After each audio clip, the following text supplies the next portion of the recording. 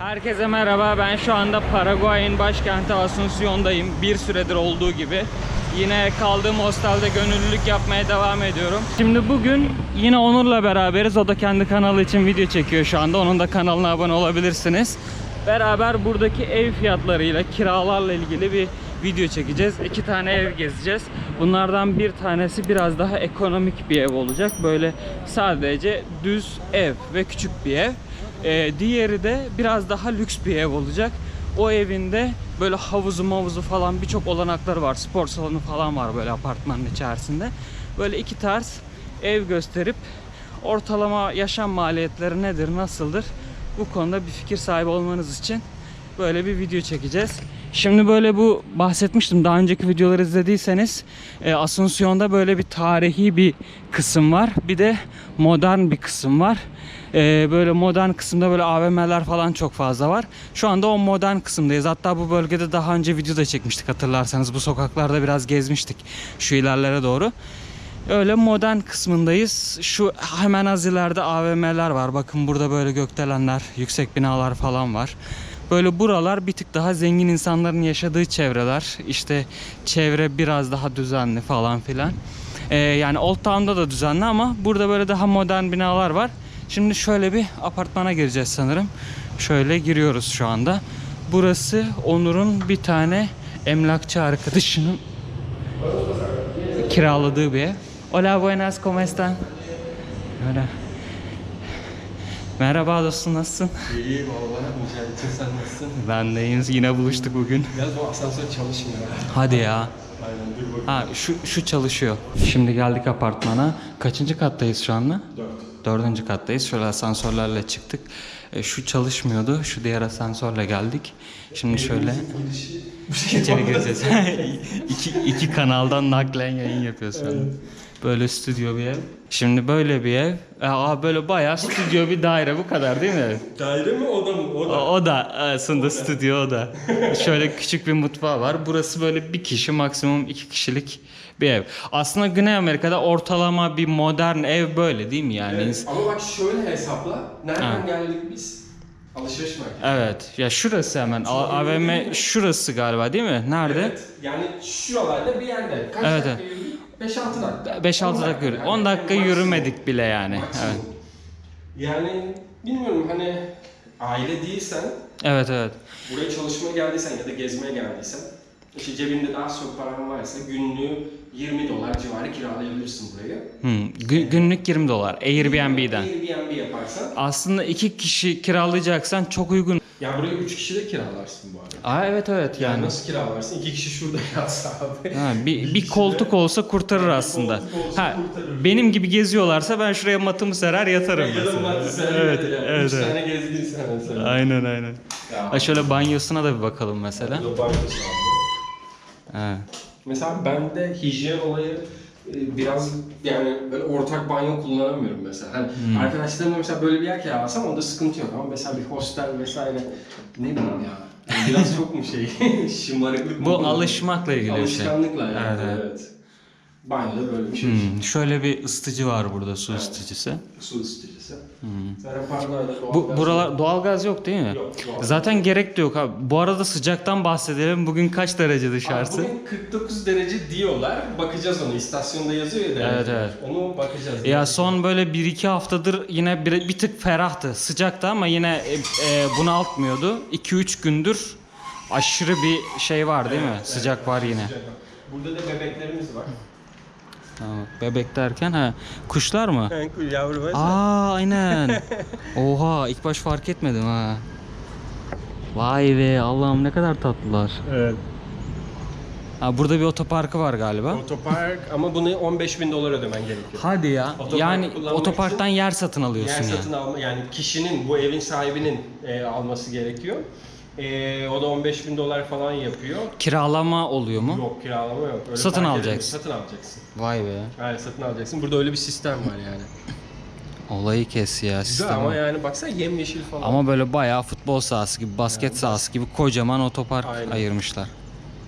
Baksana abi şehir ne kadar yeşil ya, değil mi? Geçen seninle konuşuyorduk ya böyle. Ne kadar yemyeşil her yer. Yani- Biraz binaların tabii yüksek olmayışının da etkisi var burada. Türkiye'de binalar çok yüksek. Yeşil olsa bile göremiyoruz o yüzden Aslında zaten. burada da binalar artık yükseliyor yani ama Yavaş yine de yavaş yeşil yükseliyor. var. Çünkü burada Evet. ağaç kesmenin hapis cezası var. Hadi ya. Ağaç kesemezsin burada. Mesela, Ha, geçen bir videoda anlatmıştım ben aslında ama bunu daha detaylı anlatsak daha güzel olur yani aslında. mesela atıyorum yolun ortasında bir tane ağaç var. Evet evet. Yolu o ağacın etrafından Evet, çevirmek ben zorunda. çok gördüm. Yolun ortasında ağaç var. Mesela arabalar etrafından dolaşıyor. Evet. Mesela ağaç öyle bir yolun ortasında ki yani böyle şeridi kapatıyor belki. Evet. Yani şeride çok az bir yer bırakıyor. Ama o ağacı kıpırdatamıyorlar. Çünkü o ağaç belki çok eski bir ağaç, yıllardır orada. Onu Evet. taşıyamıyorsun bile. Şimdi şey var yani mesela arazinde varsa şey yapıyorlar mesela. Atıyorum o ağacı kökünden söküyorlar, başka yere koyuyorlar. Yine kesmiyorlar ağacı. Öyle bir şey var. Onun için de özel bir şey çağırman gerekiyor. Servis çağırman gerekiyor. Ona Aa. ekstra para ödemen gerekiyor ve belediyeye mesela bir tane ağaç şey yapıyorsan, çıkartıyorsan oradan 100 tane fidan bağışlaman gerekiyor. Hadi ya. Aynen. 100 tane Vay fidan. be. Nasıl bağışlıyorsun? Tabii ki de fidanları alıp bağışlamıyorsun. Parasını ödüyorsun. Vay be. Ya yanlış ya 50 ya 100. 100 belki salladım ama ya 50 ya 100. Öyle bir rakam var. Bayağı fidan bağışlıyorsun. Vay be. İşte bu yüzden böyle yemyeşil değil mi her O yer? yüzden yemyeşil yani görüyorsun abi muhteşem bir yeşil var. Evet evet. Yani binalar gözükmüyor bile ağaçlardan. Şuna baksana. Ama Paraguaylılar mesela bazen şikayet ediyor çünkü şu an Brezilya'ya yakın yerde ağaç kesimi çok fazla oluyor galiba. Nasıl oluyor, nasıl ayarlamışlar onu bilmiyorum. Onda çok sıcak yaptığına inanıyorlar. Yani ağaç kesmek sıcağa neden oluyor. He. Çünkü ağaçlar sıcağı tutuyormuş. Yani biraz emmiyor muymuş artık nasıl bir şey yapıyor bilmiyorum ama daha ferah oluyormuş havalar ama ağaç kesiminden dolayı Paraguay şu an önceki yıllara göre çok çok daha sıcak bir ülke. Anladım. İnanılmaz sıcak. Yani benim açıklamama gerek yok. Sen açıkla Ya ne kadar tabii sıcak. canım inanılmaz ya, anlatamam size sıcaklığı. Adana mı Paraguay mı bence Abi burası daha sıcak. Adana'da ben bir gün Adana'da bulundum. sıcaktır ama- Adana'da da sıcak ama burası inanılmaz bir şey ya. Ben İnanılmaz hayatımda böyle bir sıcak, böyle bir nem görmedim Ya ya. bir de burada sıcak uzun. Evet. Adana'da 5-6 ayda, burada da 9 Evet. ayda sıcak. Evet. Kışın bile diyorlar mesela 30 derecelere kadar çıkıyor burada Canım, sıcak diyorlar. Kışın mesela şöyle bir havaya sahip olabilirsin kışın. Hadi ya. Hı. Kışın böyle Bu bir hava. sıcağı vay be. Bu sıcak olabilir. Evet. Vay be. Ama nasıl Vay. oluyor? Mesela bir gün, 2 gün böyle sıcak oluyor. Sonra 10 ertesi gün derecelere. 15'lere düşüyor. Sonra bir bakıyorsun 30'a çıkmış. Yani bir günde nasıl bu kadar sıcaklık farkı olabilir diye soruyorsun bazen. Vay be, Evet. vay be. Bir de bu ev aslında ortalama bir Güney Amerika evi değil mi? Benim mesela Couchsurfing'den kaldığım olsun, işte arkadaşlarım bazen evlerine davet ediyorlar, gel beraber yemek pişirelim edelim falan. Ben böyle evlere o kadar çok denk geldim ki hatta kaldığım evlerin çoğu böyleydi aslında. Maksimum bir odası daha falan oluyor. Aslında Apartmansa. evet evet. Tabii apartmansa bahçeli evler tabii daha geniş, bahçesi var, işte mangalı falan bile var mesela ama Evet.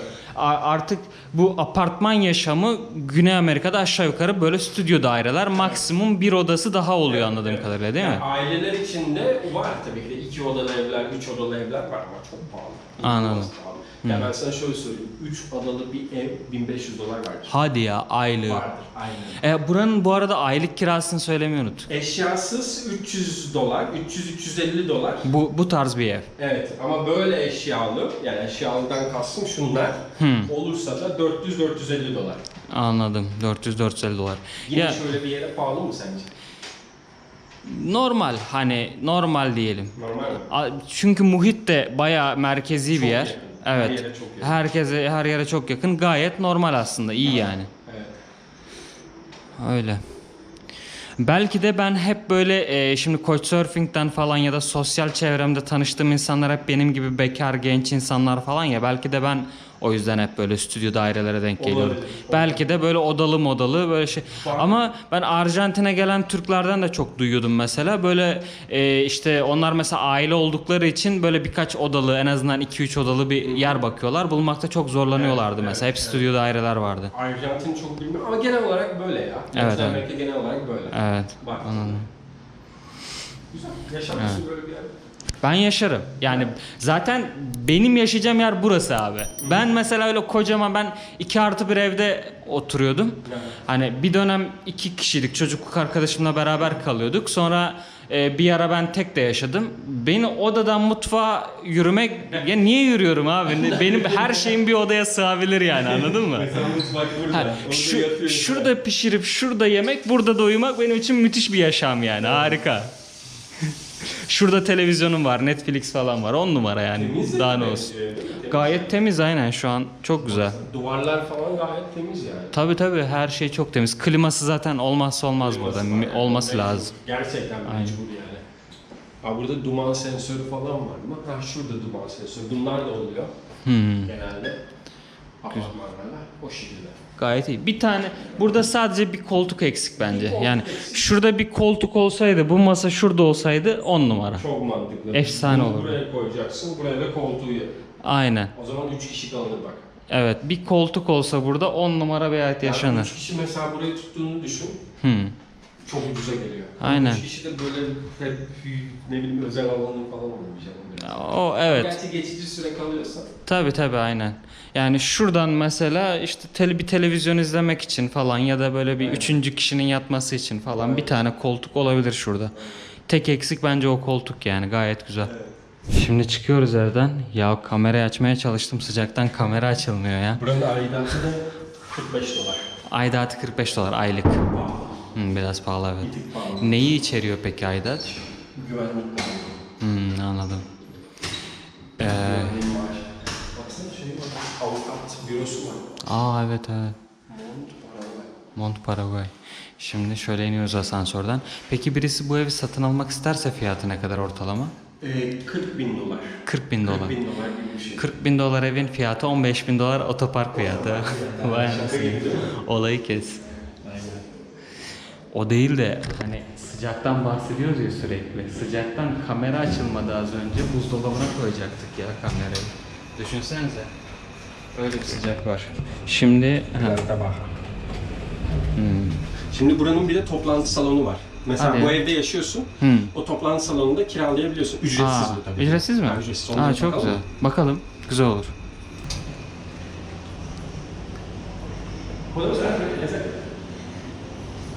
Şimdi toplantı salonuna gidiyoruz. Böyle bir yer. 10 numaraymış ha. Ben burada vallahi şu koltuklara oturur edit yaparım saatlerce, değil mi? 10 numara. Bir de şey ücretsiz yani. Bir de ücretsiz. Sen söylüyorsun ben hani ufak bir iş çalışma yapacağım. Burada ekranım var mesela.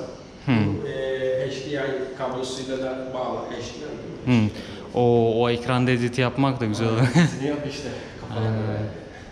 Şurada da tuvaletim var. Vallahi 10 numara ya. Duş yok ama. Efendim? Duş yok. O da olsa arada sıcakladığında girerdim duşa. Aynen. Gerçekten. Ben zaten abi şortla gezeceğim bundan sonra Paraguay'da. Nerede su görürsem atlayacağım ya. Hiç affetmeyeceğim yani. Evet. Böyle de bak bir manzarası var diyeceğim. Manzarayı değil ya. Aç klimayı. Aynen. Aynen. Şuradan camı açıp güvenliğe laf atabilirsin. Var öyle bir sıkıntı. Ama yani güzel. İyi güzelmiş. Aynen. Gayet çalışılır burada. Kahve makinesi var. Filtre kahve. Çok güzel. Vallahi 10 numaraymış ha. Sevdim burayı. Böyle bir çalışma odası da var.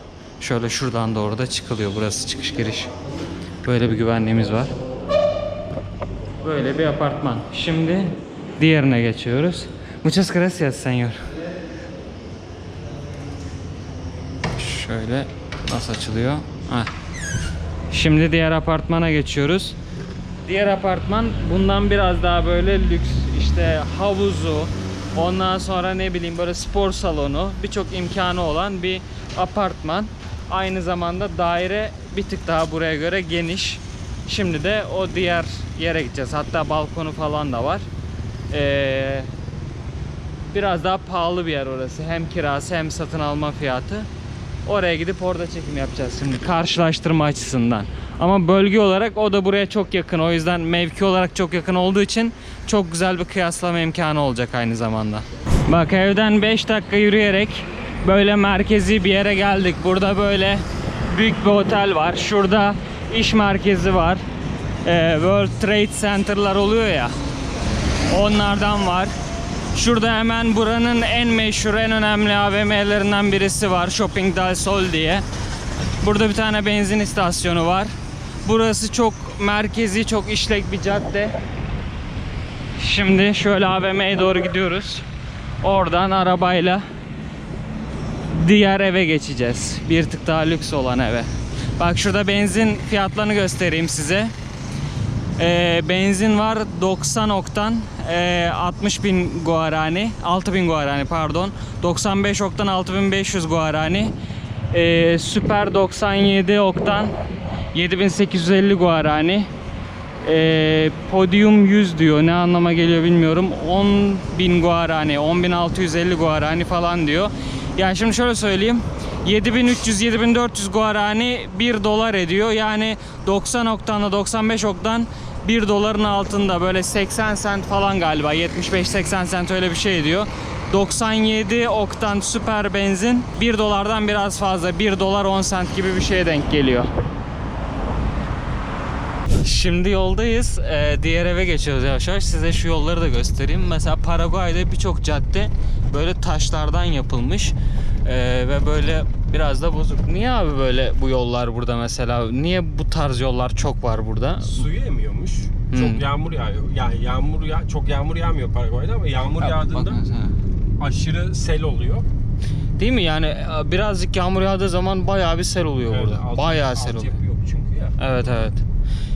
Yağmur da iyi yağıyor ama yine de o kadar da sel olmaması lazım gibi bence. Yani ya bilmiyorum. Nehir mi taşıyor artık? Göller mi taşıyor? Tam bilmiyorum ama geç abi. Ne güzel araba Kia. Vallahi çok güzelmiş. Bilmiyorum sebebini ama yağınca çok fazla sel oluyor buralarda. Burası göl oluyor mesela bu yol. Bu yol göl oluyor. O yüzden Arnavut kaldırım var. Taş yol yapıyorlar ama ara sokaklarda. Buralarda mesela normal. Buralarda normal. Yani suyu çeksin diye böyle taşlı yollar yapıyorlar. Toprak çeksin diye. Aynen. Anladım.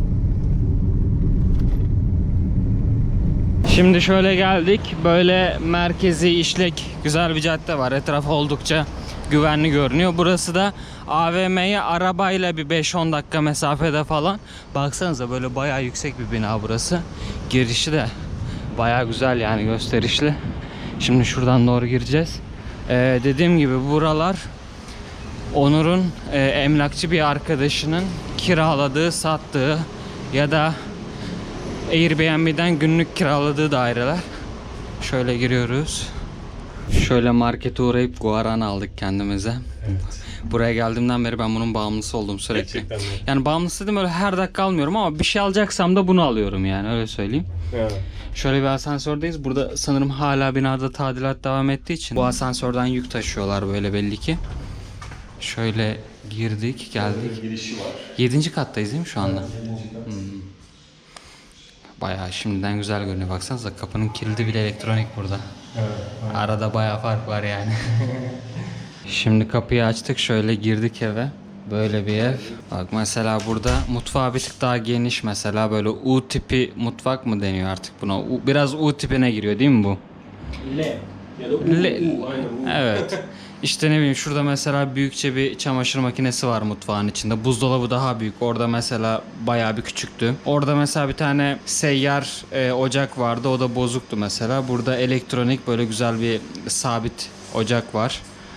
Şurada mikrodalga fırın var. O biraz daha, mesela bu biraz daha ona göre modern, iyi bir modele benziyor. Buradan ne ayarlanıyor şu ekrandan? Bu kamera falan. Ha hadi ya, şey mi? Yani mesela kapının önünde kamera var. Buradan gelen gideni mi görüyorsun mesela? Aynen. Aa iyiymiş. Zile basanı görüyorsun yani. Zile basanı görüyorsun, evet. Anladım. Şöyle yine böyle yeni bir klimamız var. Bu daire yeni sanırım. Daha Bu aynen, bunun yeni. Bu yeni. bina yeni komple anladığım Bina kadarıyla. komple, hatta daha bitmemiş bile. Ben onu paylaşmışım kanalda. Anladım. Atıyorum, bunun fiyatlarına gelelim mi? Tabii. 45 dolar bunun şeyi. Günlük. Günlük ödemesi. Ya Airbnb'den kiraladıkları zaman. Kiralarsam saçlarım kötü mü bu arada? Yok, gayet iyi. Gayet iyi. Çok terledim şapkayı. Neyse. Aylık eşyasız 700-750 dolar diyebilirsin. Eşyalı bu şekilde de $9 falan. Eşyalı bu şekilde aylık $900. Peki mesela satın almak istese bir insan bu evi satın almak için ücreti ne kadar mesela? Ben ne kadar demiştim? 69-70 bin dolar. Tabii daha binayı gezeceğiz. Bu buradan ibaret değil burası yani. Mesela bu binanın bayağı bir şeyleri var. Şimdi böyle bir raflar var. Kitabınızı koyun, ne bileyim, süs koyun, ne koymak istiyorsanız. Şurada yine böyle bir yatak var. İşte hani burası böyle biraz ayrı oda gibi ama aynı zamanda aynı oda gibi, içeride gibi. Şöyle bir banyosu var. Bu banyo böyle bir tık daha malzemeler daha kaliteli yani baktığınız zaman. Aa, şu taharet musluğu değil mi? Ay anasını şimdi. Yani düğme basmam. Basın tamam. Yıkanmayalım burada. Vay be, yani şurada bizim normal şey yaptığımız taharet muslukları yok. Onu kullanıyorlar taharet musluğu olarak. Çok ilginç. Yalnız o nasıl bir... Ben onunla her yerini ıslatırım abi. Ben duş alırım. Ya ben de yapamam onunla. Şöyle bir banyosu var. İşte şurada da bir penceresi var banyonun. Böyle bir yer. Evet. Şöyle balkonu da var şurada şöyle. Gayet ideal bir balkon yani. Şöyle 2 kişi, hatta biraz sıkışırsan 3 kişi çok rahat burada keyifli bir şekilde oturup şu manzarayı izleyebilir. 7. kat olduğu için manzarası biraz daha güzel tabi. Bayağı uzaklara doğru böyle görebiliyorsun. Şu aşağıdan, hatta buradan görünüyor mu bilmiyorum. Tam şurada bir tane köprü geçiyor karşı tarafa. Orada nehir var zaten. Ki oraları gezmiştik. Costanera vardı. İşte favela tarzı bir yer vardı hatta orada. Oralar şu karşısı yani, şu civarlar, öyle söyleyeyim. İlerisi de nehrin karşısı oluyor. Nehrin karşısından biraz ileri gittiğiniz zaman da Arjantin sınırı var biraz ileride. İşte nehri iki tarafı birbirine bağlayan köprü de şurada. O köprü de yeni yapılıyor. Sanırım daha kullanıma da geçmedi o köprü. Baksanıza, yine yemyeşil bir şehir. Çevre gayet güvenli, nezih. Yine böyle bahçeli evler var etrafta. Mesela şu evler, bakın şuradaki ev mesela çok klasik bir Güney Amerika evi. Yani ortalama bir Güney Amerikalı öyle bir evde yaşıyor. İşte garajı, bahçesi, işte şöminesi falan asado için. Asado çok önemli biliyorsunuz. Her zaman olur burada evlerin bahçelerinde. Ortalama bir Güney Amerika evi bu aslında. Mesela fakir mahallelere gittiğiniz zaman da yine böyle bahçeli evler var ama bu kadar donanımlı, bu kadar güzel değil. Daha küçük, işte daha eski falan ama yine böyle evin tarzı. Baksanıza şu yan taraftaki evin bahçesine falan. Birazdan göstereceğiz zaten. Bak şu aşağıda spoiler verelim, aslında oraya inecektik birazdan ama havuz da var burada, bu binada. Orayı kullanabiliyorsunuz falan filan. Şurada yine böyle şu tarz işte eşyalar, büyük büyük biblolar satan bir iş yeri var. Arkasında böyle bahçe var. Halı yıkıyorlar baksana. Aa aynen.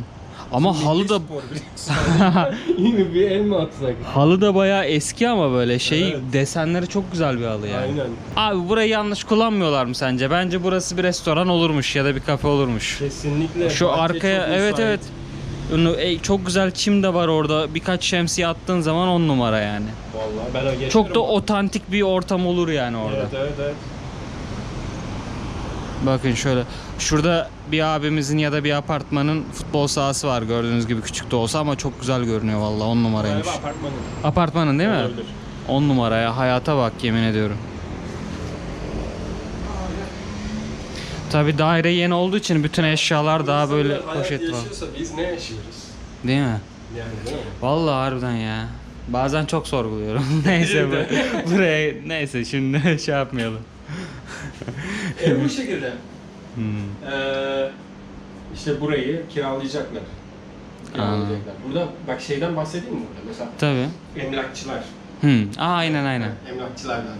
Emlakçılar efsane para kazanıyor. Mesela bir ev satışından bir emlakçı %6 oranda para kazanıyor. Yani Hadi ya. mesela burada evler genelde 2 katlı, havuzlu vesaire olduğu için atıyorum evlerin minimum fiyatı Asunción'da 150 bin, 200 bin dolar. Bahçeli evlerden bahsediyorum.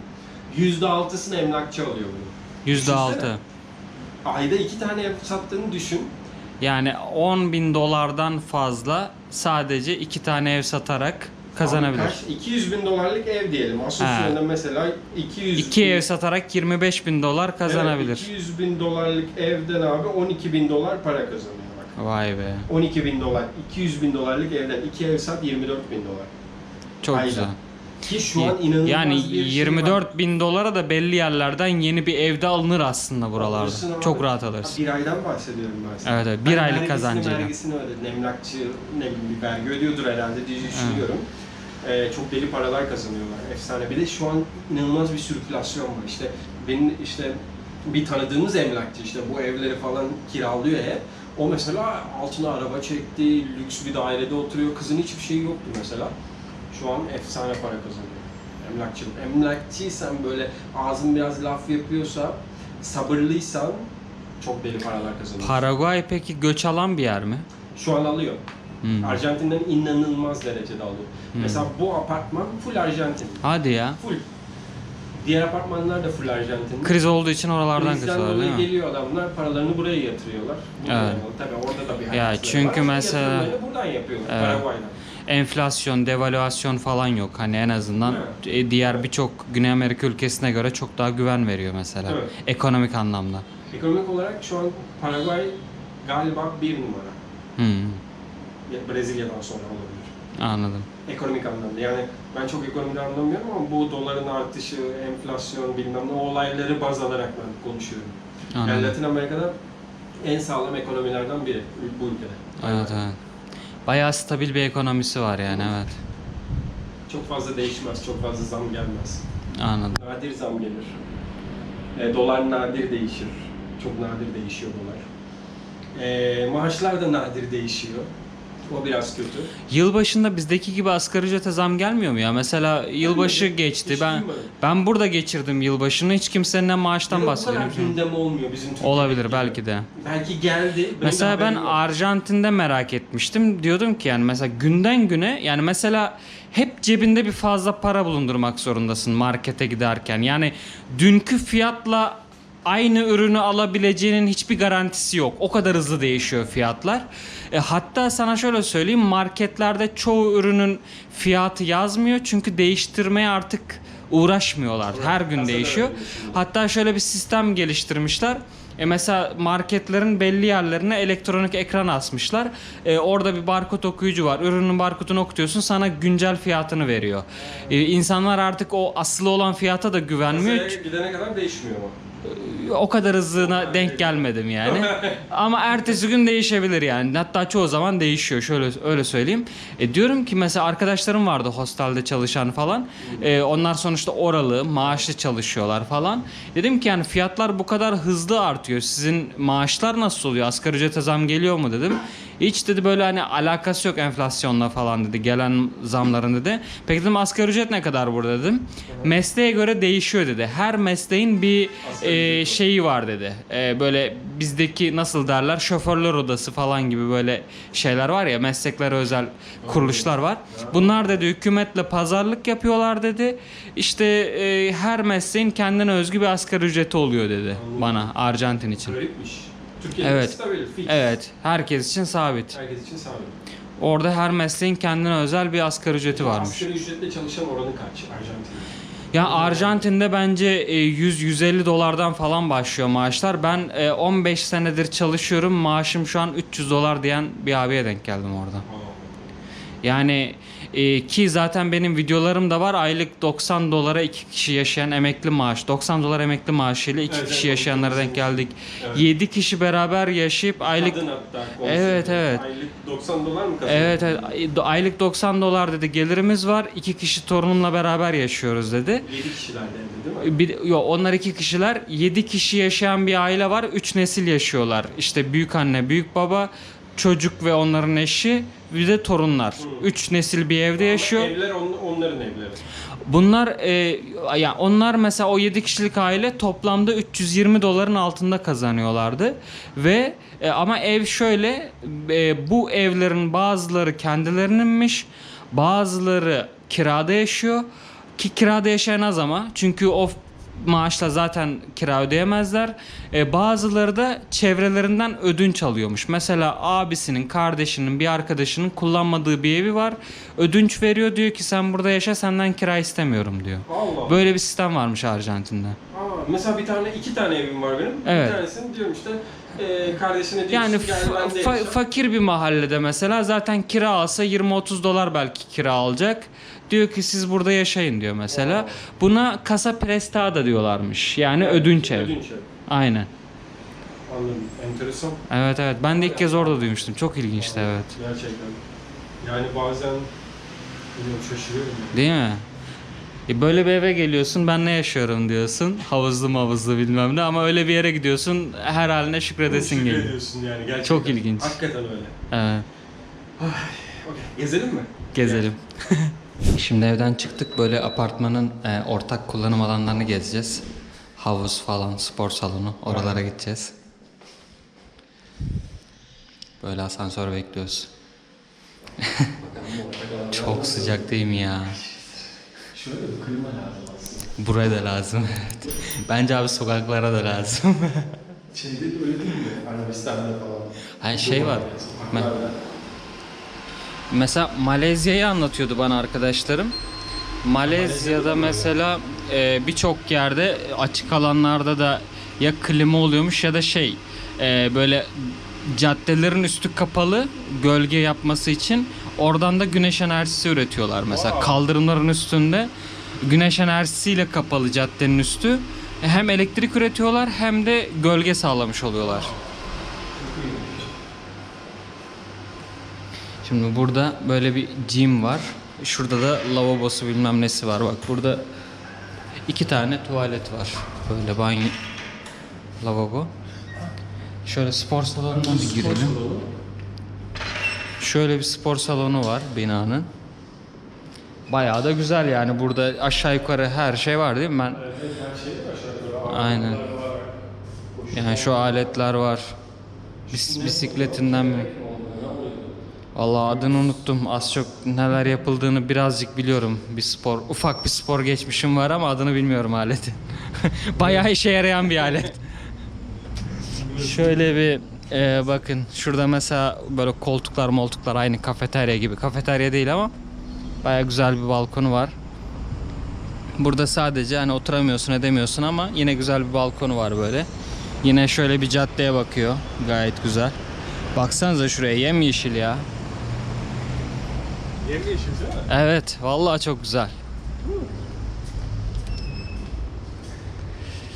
Şöyle sakallar da bayağı uzadı ya. Bir tıraş olmam lazım.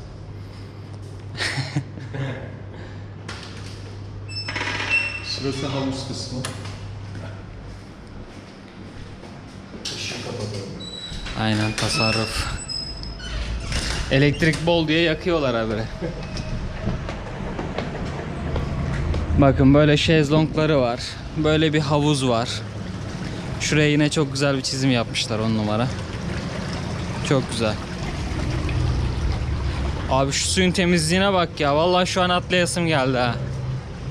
Burada da şezlong var. Aa burada da şezlong varmış. Dakika bir golde kırmışlar. Daha başlamadan. Aynen. Vay be bayağı iyiymiş. Atlayasım geldi abi. Aynen benim de işte. Çok güzel.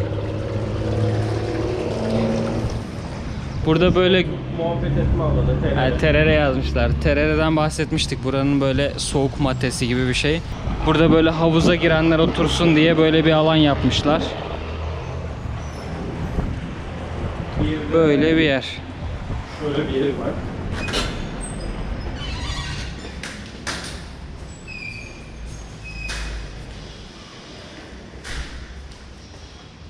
Şöyle spa. Burası ama hala tadilatta. Şu an yapım aşamasında. Burası sauna. Şöyle bir saunası var. Abi çok güzel değil mi ya? Evet.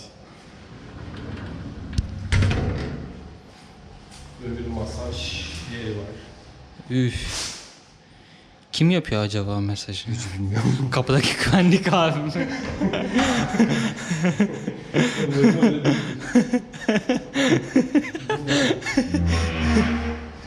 Aa düşmüş. Çok güzel. Şurada böyle küçük bir balkonu var. Şurası ne acaba? Orası da duş. Aa burası tuvalet burası sadece. Buralarda duş. Aynen 2 tane duşu var. Vay be. Çok güzel. Burada yine lavaboları var böyle.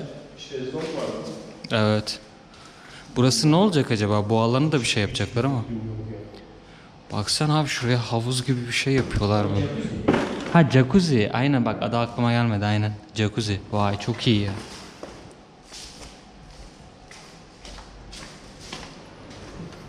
Burası da toplantı salonu. Buranın da böyle bir toplantı Buraya salonu. bir masraf ödüyorsun galiba. Hmm. Kiralamaya para ödemiyorsun ama temizliğini ödüyorsun. 100.000 guarani gibi bir şey, yani Türk parası 300-350 lira. Çünkü burada barbekü falan var galiba.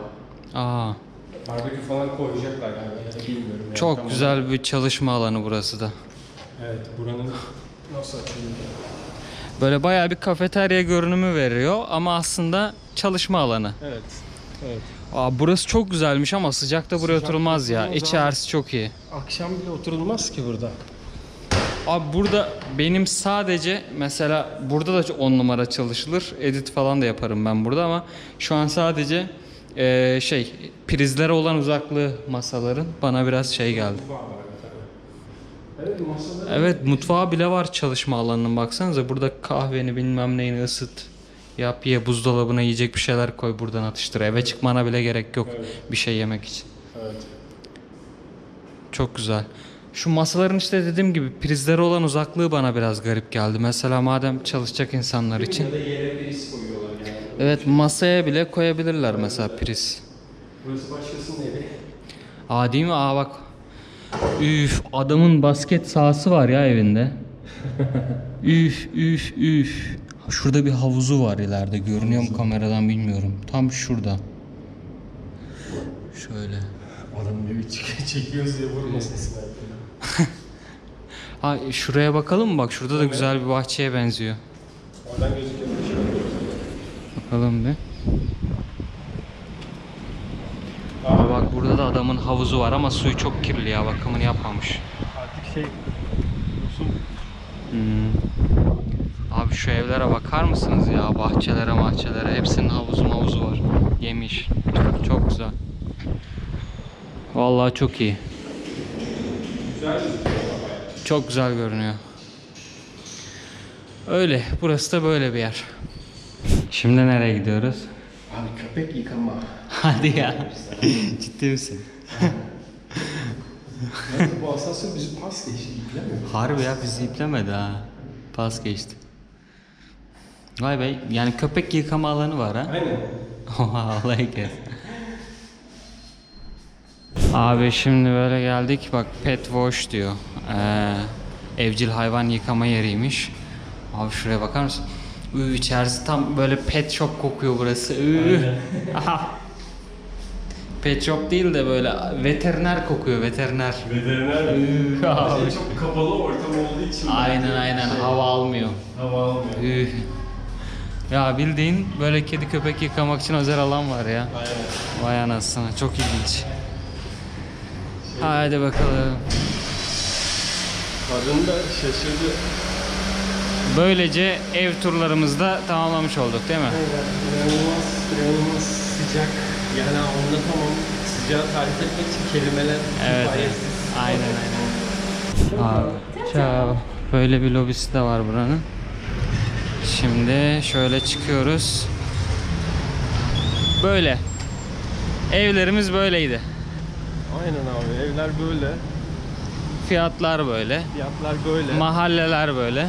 Mahalleler böyle. Bayağı güzel, fikir verici bir video oldu bence. Evet. Ama yani fikir verici de başkente gelirlerse. Aynen. Civarda fiyatlar. Tabii aynen. Başkentin dışına çıkarlarsa daha ucuz tabii ki de. Tabii çok da bayağı da fark vardır yani. Çok yani 2 katı fark var. Aynen. Çok rahat 2 kat fark var. Ama şey açısından iyi oldu. Mesela ikisi birbirine çok yakın hatta neredeyse aynı muhitte. Ya aşağı yukarı burada Evet. ev fiyatları böyle. Yani ne altı ne üstü. Anladım. Üstü var. 2 odalı 3 odalı evlerde de tabii ki üstü var. Evet. Ya da villa kiralarsan Tabii. belki $1000'lara. Tabii aynen. Ya zaten böyle şeylerde üst limit olmaz yani genelde. Böyle. Buraya kadar izlediğiniz için çok teşekkür ederiz. Videoyu beğenerek, yorum yaparak, kanala abone olarak destek olursanız çok seviniriz. Aynı zamanda Onur'un da bir YouTube kanalı var. O da buradaki hayatla ilgili böyle bilgilendirici içerikler üretiyor. Onun kanalına da abone olabilirsiniz. Buraya kadar izlediğiniz için çok teşekkürler. Bir sonraki videoda görüşürüz. Abimiz el sallıyor orada.